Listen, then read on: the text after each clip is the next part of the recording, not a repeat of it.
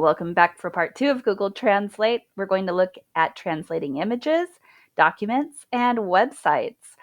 Don't forget to either put in the desired originating language or have it detect the language, and make sure that you have chosen the language that you want to translate in. I've changed it up to Russian just to see some variety here.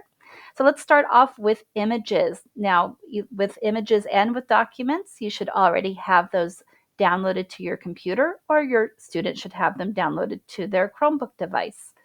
You can either drag and drop them or browse for your files. I believe I've got this ready to go under Browse, and I have an image right here that I'm going to open up, and it is going to translate any words that were in this image. That's so cool because this was a picture file. It is translating that into the desired language. I can change that language, and I can copy the text or download it. I'm going to go ahead and exit out of this. That's really neat because it is detecting written language inside a picture. Remember, any automated translation, it has some limitations. Think of it only as a tool to help bridge knowledge. All right, now let's go to a document.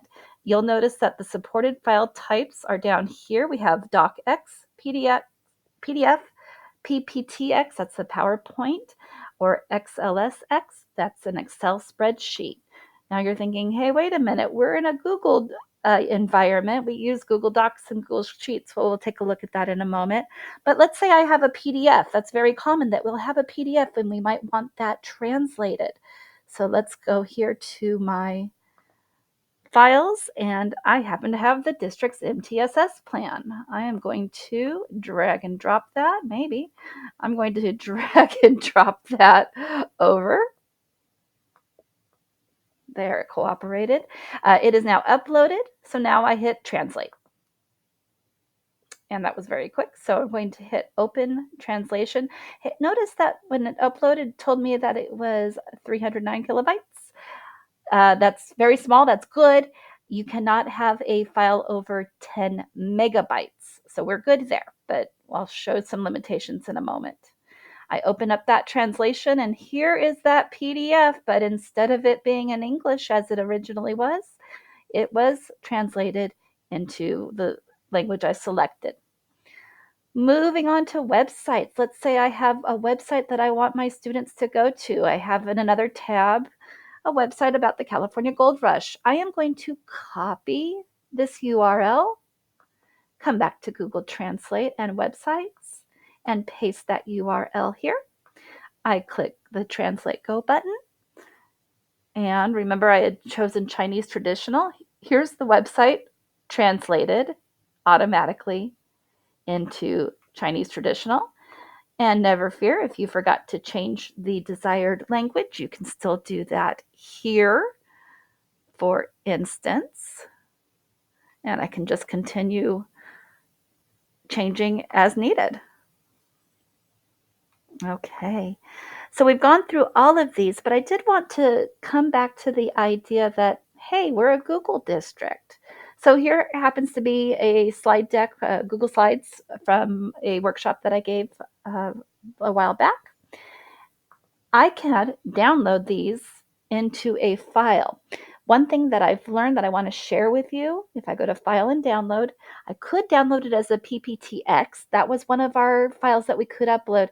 But, however, this slide deck would be way too large. I think it was about 16 megabytes. And remember, I said it will only accept documents up to 10 megabytes. I'm not out of luck yet, though. I can download this as a PDF document. So let me do that right now. Okay, that's downloading. And I'll notice right up here when it's done. Okay, great. That is done. I come back to Google Translate and Documents. Oh, let's get rid of that other one. And let me go ahead.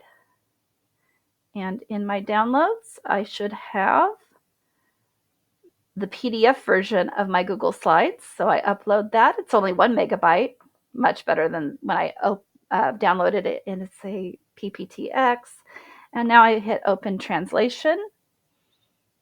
And I have, make it larger, this downloaded as a translated document. You notice that the pictures this time did not work, but I have some things to help bridge that gap of knowledge. And don't forget, you can always change the language and translate it again. All right. Thanks so much. And again, remember that this is just a tool to help bridge knowledge and communication. And it's not always 100% correct, but it sure helps when we're in a pinch.